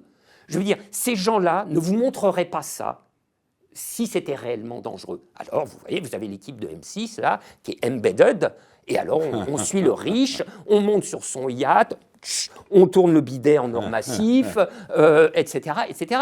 Et normalement, les gens devraient prendre les fourches en voyant ça. Eh ben non, ils ne les prennent pas. Ils désirent toujours, il y a toujours l'imaginaire qu'on va devenir cette richesse. Alors, on dit ça souvent à propos de la société états-unienne, qu'il n'y a pas de critique de la très grande richesse, parce que chacun se projette au fond dans un devenir ultra riche. Tu as deux mécanismes. Alors, le mécanisme à l'américaine, qui est celui-là, c'est la croyance américaine. Le jour où elle s'effondrera, la société américaine est en ruine. Ça, c'est clair. tu aurais un autre mécanisme hein, qui consisterait à dire, en réalité, les mécanismes de... Parce que tu vois, ça pourrait déchaîner de l'envie. Ici, l'envie est neutralisée, mais elle est neutralisée par une très grande distance sociale. Quand l'agent que vous regardez est à une distance sociale extrêmement grande de vous, les mécanismes de l'envie tombent. Et on regarde presque avec un petit peu d'admiration. Donc, pour moi, je veux dire, si l'inégalité économique avait de la traction politique, mais c'est très simple, je veux dire, il y aurait eu des cortèges, il y aurait eu des cortèges qui auraient envahi le 16e, qui auraient fait sauter les grilles de la Villa Montmorency, qui auraient tout mis à sac, les mêmes auraient affrété des bus, ils seraient descendus à Monaco aussitôt, je veux dire, et même traitement, et ceci ne se passe pas. Et alors, l'inégalité politique dans la production, qui à mon avis a tant de pouvoir, c'est un moteur incroyablement puissant. Et vous savez quoi, le grand malheur, c'est qu'il ne s'est encore trouvé personne pour trouver les clés, la mettre dans le démarreur et la tourner. Moi, je vais vous dire un truc. Si quelqu'un arrive, s'adresse à la population et lui dit « Moi, je sais ce que vous vivez dans l'entreprise. On vous traite comme de la merde et on vous parle comme à des cabots. » Eh bien, je peux vous dire que celui-là, il sera entendu. Et vous savez pourquoi? Parce qu'il va rencontrer un sentiment, celui que vous avez nommé tout à l'heure, qui est le sentiment de la dignité. Et même pire, le sentiment de la dignité offensée, de la dignité blessée, de la dignité piétinée. Et celui-là, alors, il a de la motricité politique, ce sentiment-là. Et donc, quelqu'un qui arrive et qui dit « Moi, ce dont je vais m'occuper, bien sûr les inégalités économiques, mais également l'inégalité politique dans la production et qui joindra le geste à la parole. C'est-à-dire qu'il va dire « Je vais m'occuper des inégalités politiques dans la production en ces structures. » Et pour abolir ces structures, celui-là, à mon avis, il pourrait être entendu. Mais qu'est-ce que c'est que les structures? Qu'est-ce que c'est que les structures de l'inégalité politique? Les structures de l'inégalité politique, c'est, Judith les a nommées, c'est la propriété lucrative des moyens de production. C'est ça. C'est pour ça que moi, je trouve qu'on ne peut pas lâcher cette problématique. En fait, j'étais à demi injuste, en plus d'être méchant, avec la France insoumise. Allez pas vous faire du mal. Non, mais j'ai des trucs pour l'ulcère après, ça va bien se passer. En vous niant complètement la qualité d'anticapitaliste. Parce que, supposons que vous fassiez ce qu'on trouve dans votre programme, même si des fois, je ne suis pas sûr de tout bien comprendre, et que vous mettiez les réseaux, pour autant qu'on sache ce que ça veut dire, au pas. C'est-à-dire que vous les soustrayez à l'emprise du capital. Ah, mais alors attendez, moi j'ai une main droite, j'ai une main gauche, je peux battre des mains, et je peux dire bravo, bravo, bravo. Donc ça, effectivement, ça sera un geste anticapitaliste. Mais je dirais que ça sera de l'anticapitalisme sectoriel. Et que moi, ma ligne, c'est celle de l'anticapitalisme principiel, et qui est un anticapitalisme complet et conséquent. Voilà, et je pense que ça sera ça. D'accord. Écoute, moi, je vous réponds d'abord, Frédéric, juste sur ce point-là, pour bien qu'on se comprenne et qu'on ne se fabrique pas des polémiques qui servent à rien. Je veux dire, on bute sur un sujet qui n'en est pas un. Je vous rappelle qu'un mandat dans cette République, c'est 4 ans ou 6 ans.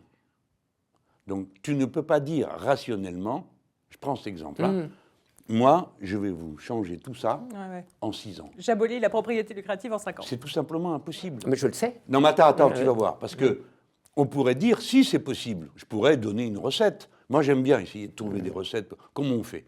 On met un tas de choses en impasse. Ah, ça ne marche pas, on fait autre chose. Mais tu infliges à toute l'organisation sociale un choc tel que, ma foi, tu ne règles le problème ensuite qu'à coup de fusil. C'est... voilà, c'est la guerre civile après 1917, les koulaks à qui on enlève les trucs, puis on leur redonne, puis on leur enlève. Bon, c'est-à-dire que tout ça est un chaos qui ne fonctionne pas. Donc, moi, ma conviction personnelle est qu'on ne peut pas le faire comme ça. Et que, par définition, j'avais une petite formule pour résumer ma technique, le changement au pas du mouvement. Encore faut-il qu'il y ait un mouvement. Pourquoi je dis ça ? Parce que je suis tellement vieux que j'étais déjà là en 81 comme responsable d'une fédération socialiste. D'accord ? Donc on commence, on nationalise toutes les banques, on nationalise le tiers de l'industrie. Auparavant, on a fait la décentralisation, on est les rois du pudding. Que se passe-t-il ? Absolument rien. Absolument rien. Pas le début du commencement, la moindre marche au socialisme ou d'exigence socialiste. Pire, 3 dévaluations, un emprunt forcé, et un contrôle d'échange, la totale. Au bout de même pas 2 ans, on était là à se dire qu'est-ce qui fait qu'il n'y a rien qui marche. Je passe cet épisode. Mais en tout cas, j'ai été cuit une bonne fois pour toutes, terminé, je ne veux plus être pris au dépourvu. Voilà. Donc, je calcule en fonction de la période dans laquelle s'inscrit mon action. Donc, je suis comme vous, mais pour des raisons aussi étendues que les vôtres, Frédéric, un anticapitaliste au sens où je ne crois ni à ce mode de production comme une réponse aux besoins de l'humanité, ni à ses valeurs, ni à son mode de fonctionnement, ni à l'univers, anthropologique qu'il crée, les ressorts sur lesquels il repose, l'égoïsme, et ainsi de suite. Il y a des gens qui pensent tout autrement que vous et moi sur le sujet, qui pensent que nous sommes de doux rêveurs et que rien n'est plus metteur en mouvement que l'égoïsme, et que, ce qu'on connaît, qu'on s'est fait répéter pendant 2 siècles, mais monsieur Mélenchon, l'égalité, ça n'existe pas, il y a des petits, des grands, des gros, des maigres, des intelligents et des couillons, donc vous n'y pouvez rien, et si vous voulez faire un régime politique d'égalité, ça sera forcément une violence contre la nature. On la connaît, hein. On se les fait servir pendant 2 siècles. Alors, je pose ça pour régler juste la fin de votre intervention, comment je me positionne. Le fait que je ne vous donne pas raison sur la conclusion ne veut pas dire que je ne suis pas d'accord. Je pense que je ne sais pas le faire. Voilà ce que je peux vous dire. Je ne sais pas le faire. Bon, et je pense que je verrai avec intérêt comment on peut le faire. Maintenant, je peux prendre des exemples horribles. Un imbécile nous aura entraînés dans une guerre, par exemple contre les Russes, et aurait cru qu'on peut les bombarder sans qu'ils réagissent. Bon, ben ils réagissent, un coup, il n'y a plus de France. La centrale de Nogent, terminé. Le pays est à genoux. Il doit donc tout réinventer pour se remettre à fonctionner. Alors peut-être que là, on dira, écoutez, ou vous faites comme ça va mal se passer pour vous. Ouais. Tu vois, c'est-à-dire qu'à ce moment-là, l'autorité limite du totalitaire, elle change de camp. Oui. C'est ceux qui vont réparer les dégâts, qui vont dire, écoutez, on n'a pas le temps, là, de supporter vos machins. Bon, donc, je ne sais pas le faire parce que les solutions qui dépendraient, les contextes qui permettraient une telle accélération de l'histoire, tels que je peux les imaginer aujourd'hui, me paraissent dangereux et donc impraticables, et je n'en veux pas. Et donc, je m'opposerai, par exemple, à tous ceux qui veulent la guerre dans notre pays, alors que je pourrais dire, si j'étais la caricature qu'on fait de moi, un violent qui se dise, non, voilà, non, non et non. Alors maintenant, je viens au fond assez passionnant des sujets que vous avez soulevés, et notamment, attention, parce que sinon tous les deux, on va finir sur le même bûcher, la classe ouvrière et son rôle dans l'histoire. Alors, je ne serai pas aussi catégorique que vous. Et d'ailleurs, j'en profite pour dire que ce n'est pas que nous négligeons... Je ne serai pas aussi catégorique que moi. J'ai cru comprendre, parce que ça m'étonnait un peu. On aura peut-être l'occasion d'en reparler dans un moment. C'est que ça ne colle pas avec le reste, mais bon. Mais bref. Néanmoins, vous pointez une difficulté qui n'est pas secondaire. Alors d'abord, oui, c'est dans la production, et même si tu confisques tous les réseaux, alors évidemment, quand tu confisques les réseaux, prenons un exemple, tu ne fais plus circuler les bagnoles pour qu'elles aillent jusqu'au magasin où on les vend, c'est plus une voiture, c'est un tas de ferraille. Parce que, comme le dit Marx, il faut que l'objet produit, la production, subisse la métamorphose magique et sorcière de devenir une marchandise. C'est pas tout. Il faut encore qu'il y ait quelqu'un qui l'achète. Alors évidemment, vous avez des gens comme Macron, eux, ils croient que le marché, tu mets un paquet de dollars d'un côté, un paquet de tôle de l'autre, et au milieu surgit les bagnoles. Non, ça, c'est pas possible, ça n'existe pas comme ça. Mais à l'inverse, tu as une voiture et personne pour l'acheter, c'est un tas de ferraille. C'est pas une source de plus-de-value. Donc, la production reste le lieu de l'accumulation du surproduit. Et tout à l'heure, j'ai commencé un peu à l'évoquer. Dans une société collectiviste, même très collectiviste, on continuera à produire plus que ce qu'on se répartira entre soi pour qu'il y ait de quoi investir, pour qu'il y ait de quoi changer les machines, pour qu'il y ait, etc., pour qu'on puisse payer à ceux qui ne peuvent pas bosser, ou qui ne bossent pas parce qu'ils sont à la retraite, ou parce qu'ils sont en études, ce dont ils ont besoin. Donc, de toute façon, on continuera à faire du surproduit social. Si quelqu'un vient et me dit « Ah bon, on peut s'en passer », j'écouterai avec un intérêt extraordinaire, mais pour l'instant, je n'y crois pas. Donc, on sera obligé de faire ça. Alors, le rôle de la classe ouvrière et de ceux qui travaillent, on l'aborde. Alors là, vous entrez dans un domaine très délicat. Vous dites des choses, je vais les laisser de côté. Mettons que je vous les concède. Vous dites que ça n'est pas propulsif, la revendication économique. Mais là, vous raisonnez dans l'abstrait. Nous sommes en France. Et en France, comme nous ne faisons jamais rien comme personne, et que nous avons eu la grande révolution de 1789, le discours prophétique du marxisme, la classe ouvrière libère l'humanité en se libérant elle-même, bute sur une difficulté qui appartient à notre culture, c'est la personne et la figure du citoyen. Dépoussiérons le mot citoyen, des usages un peu convenus, qui font d'ailleurs qu'on confond ça avec la civilité, bien des fois. Le citoyen, c'est le pouvoir, point. Le seul contenu de ce mot, c'est exercer le pouvoir. Le pouvoir, d'abord de quoi? De contrôler et de désigner et de nommer. Bien, donc, en France, la figure du citoyen ne se confond pas avec celle de l'ouvrier qui, en se libérant de ses chaînes, libère la société. C'est un autre acteur, supposé, de l'histoire. Mais les deux sont en compétition, je dirais, d'abstraction. Pourquoi? Parce que dès le début, on a été dans un problème insurmontable. C'est-à-dire, la classe ouvrière va libérer l'humanité. Premier problème, elle est ultra-minoritaire. Alors, qu'est-ce qu'on fait? Alors, bon, on peut prendre le pouvoir par les armes. Jamais il a été question de ça dans le socialisme originel. Jamais. Avant la révolution de 1917 et les thèses de Lénine, auxquelles lui-même a adhéré en cours de route, les thèses d'Avril auxquelles il a adhéré lui, jamais il n'a été question d'un coup de force. Jamais. C'était un processus dont on ne savait pas très bien comment il le menait. Alors maintenant, je fais un peu de l'autopropagande, hein, mais jamais dans l'histoire du mouvement socialiste et communiste, vous ne trouverez une description de ce qu'est une révolution. De ce qu'elle doit faire, oui. De ce à quoi elle va arriver, oui. Mais comment ça se passe? Pourquoi, à un moment donné, l'affaire a été classée? C'est le parti qui s'en charge. Ah ben voilà. Alors là, tu as la critique trotskiste, 1905, qui dit « Ah ben ça, on connaît, le parti remplace la classe, le comité central remplace le parti, et le secrétaire général finit par remplacer tout le monde. » Et Trotsky dit, ce qui est très juste, c'est pour ça que j'ai tant accroché à cet homme, c'est qu'il dit « Au moment où vous allez changer toute la société, c'est là que vous allez réduire la démocratie. » Alors que tous les composants de la société vont s'agiter, chacun pour défendre. D'accord? Donc dès le début, le régime politique résultant de l'émergence politique de la classe ouvrière bute sur une difficulté, la plus grosse, il est ultra minoritaire dans la société. Enfin, le capitalisme de Marx, c'est d'abord dans une société paysanne. Il nous compare, nous les Français, à un sac de patates. Il dit les paysans sont comme des patates, ils vivent chacun pour leur coin, et ils ont plus un rapport avec la nature qu'entre eux, ce qui est juste.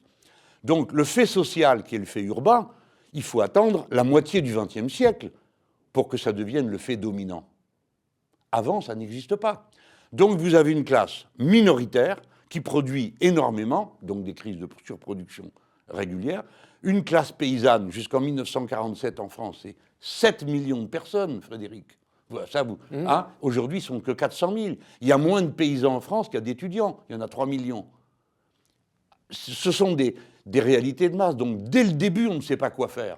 Et on passe des congrès entiers à discuter de l'alliance de la classe ouvrière avec la paysannerie. On en était là qu'il fallait aussi se farcir les artisans.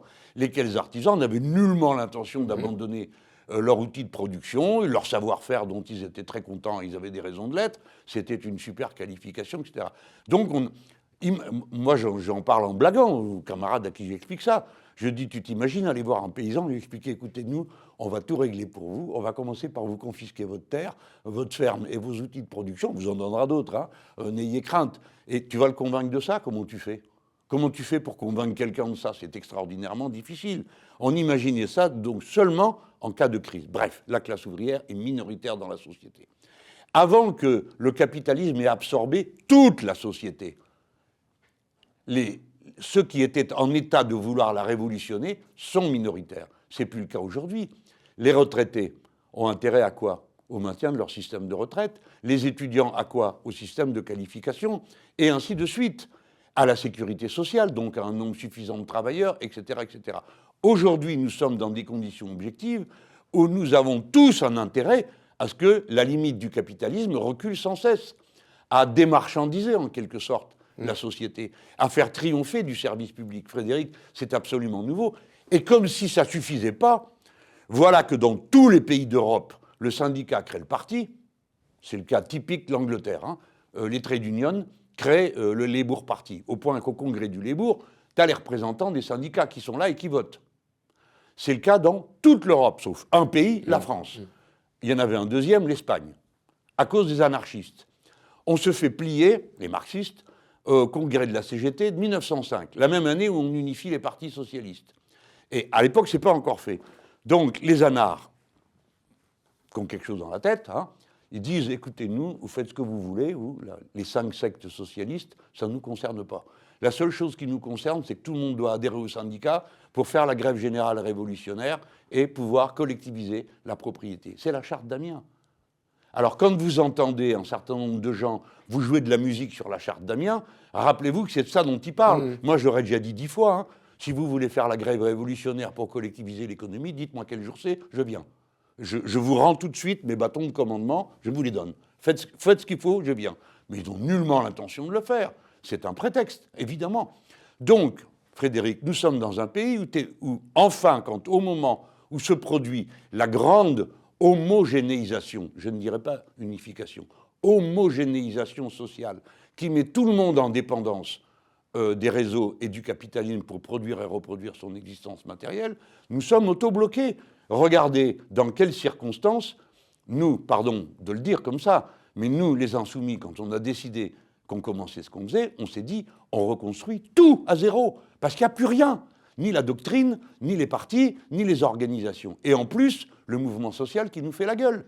Parce qu'à intervalles réguliers, la direction de la CGT dit « Mélenchon n'a pas compris ce qu'est l'indépendance syndicale. » Oui, j'ai attendu que tu viennes me l'apprendre.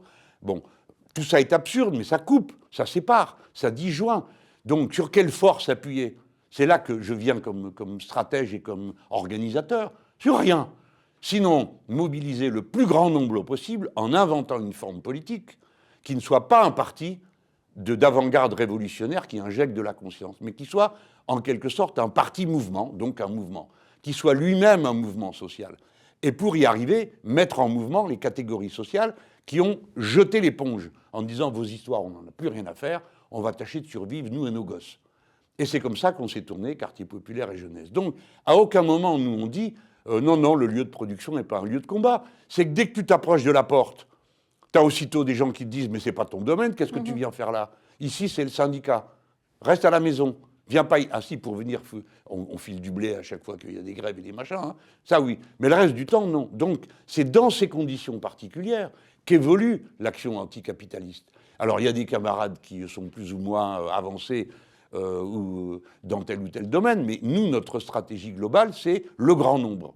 Et le process révolutionnaire, c'est un process d'abord citoyen. Je vous dis ça parce que vous avez un peu perfidement mis dans une de vos lignes qu'on disait citoyen, en gros, par euphémisme. Alors, figurez-vous que j'ai dit 100 fois que non, c'est pas parce qu'on avait honte du mot socialiste que la révolution serait citoyenne et pas socialiste. C'est que son objectif est l'exercice du pouvoir par le grand nombre. En ce sens, c'est du Jaurès, tu vois. Bon, il n'y a qu'une seule question politique posée, c'est celle de la souveraineté du peuple. Jaurès vous rejoint, comme Lénine d'ailleurs, chacun dans un point inverse. Jaurès, quand il dit « les Français sont rois dans la cité et serfs dans l'entreprise », c'est exactement la description que vous avez donnée. Et Lénine, lui, dit « la classe ouvrière est spontanément très unioniste ». Non, mais bon, il l'a dit ou pas? Il l'a dit. Oui. Bon, et il n'a pas que tort. C'est-à-dire que quand tu es un ouvrier allemand, on va prendre un exemple hors de nos frontières, tu as intérêt que IG Metall, ton syndicat, négocie un bon accord avec les entreprises de la métallurgie, et pour ça, tu as intérêt que les entreprises de la métallurgie exportent. Donc tu ne vas pas faire des histoires avec le libre-échange. C'est ce qu'ils font. D'accord? Parce que, spontanément, ils sont très unionistes. Il faut que la boîte tourne pour qu'ils puissent avoir des payes. Et ils le comprennent comme ça. Vous, moi, on ne le comprend pas comme ça. Mais eux, oui. Donc, la difficulté est encore plus grande. C'est elle qu'on doit résoudre par une ligne stratégique qui te permet d'avoir une majorité. Et là, on se retrouve. Vous dites, très justement, parce que vous avez compris ça, que c'est des êtres socioculturels, et que donc, tu ne te fais pas tuer pour un différentiel d'inflation, mais pour ta dignité, si, et pour un truc aussi foireux que la liberté ou l'égalité, qui sont des notions un peu confuses, hein, difficiles à définir, tu peux en mourir. Alors que pour une mauvaise paye, tu vas râler, renacler, peut-être faire la grève, ou sinon dire, ben écoute, c'est mieux que rien, comme on te dira toute ta vie, on va te dire ça. Donc, voilà dans quel espace on évolue. La révolution citoyenne, comme l'action politique de masse, c'est une affaire de stratégie. Sur quoi tu t'appuies? Donc, là où vous avez raison, c'est que c'est pas par choix, c'est qu'on a été là où il n'y avait plus personne. D'ailleurs, j'arrête pas de me moquer de ceux qui me donnent des leçons, qui me disent qu'il faut aller en zone rurale. Mais j'ai dit, bah allez-y, puisqu'on n'y est pas. Vous avez une occasion extraordinaire de faire ce que vous voulez. Hein. Bon, nous, où on est, on a choisi nos cibles, parce que notre société est urbaine, et sa force propulsive, quel que soit son nombre et dans sa jeunesse. Dans toutes les sociétés, c'est pareil. Mais la masse ouvrière, elle est dans les cités populaires. Alors ils râlent tous en disant « Oui, c'est parce qu'ils ont une religion. » Mais qui a amené ces millions de gens? Vous les aviez amenés là, pourquoi? Ça date de 1974, le regroupement familial. Vous comptiez quoi? Qui viennent là juste pour bosser, après vous les foutez dehors? Non, maintenant ils sont comme vous, c'est nos enfants. Et souvent on a des petits-enfants ensemble, et ainsi de suite. Donc une nouvelle société a émergé. Anthropologiquement, nous ne sommes plus les mêmes Français. Nous sommes, alors pourquoi j'ai parlé de Nouvelle-France? À chaque génération, on peut parler de Nouvelle-France. D'accord? Là, j'ai essayé de présenter la réponse que je fais pratique à ce que vous pointez, en ayant raison. Vous dites ça n'a pas de force propulsive. Moi, j'aurais jamais osé dire ça, hein, à propos de la lutte sur les salaires et tout. Bon, mais on est obligé de dire que ça n'en a pas eu là. Et la dernière fois qu'on s'est payé une crise inflationniste, on n'a pas vu des masses de gens descendre dans la rue à l'appel de leurs organisations confédérales pour dire « et maintenant, échelle mobile des salaires hein. ». Walou, personne, rien du tout. Et s'il n'y avait pas aujourd'hui, alors depuis aujourd'hui, ça a changé. La France insoumise pour dire « comme le carburant coûte trop cher, on va bloquer les prix », tous les autres ne sont pas sur cette ligne. Aujourd'hui, la CGT vient de s'y mettre. Aujourd'hui, alors maintenant, on est enfin deux, la France insoumise et la CGT, ce qui est une figure assez classique. Bon, j'en parle avec passion parce que ce n'est pas un désaccord théorique que nous avons, c'est que notre responsabilité nous conduit à maintenir tout le temps ouvert un chemin. Et donc, tu ne le maintiens ouvert que par la lutte. Et si tu ne trouves pas le moyen de mener cette lutte, il ne se passe plus rien. Parce qu'il n'y a pas de conscience qui naît en dehors de la conflictualité. Je pense que sur ce sujet, le philosophe est d'accord. Je voudrais, Frédéric, pour répondre, si tu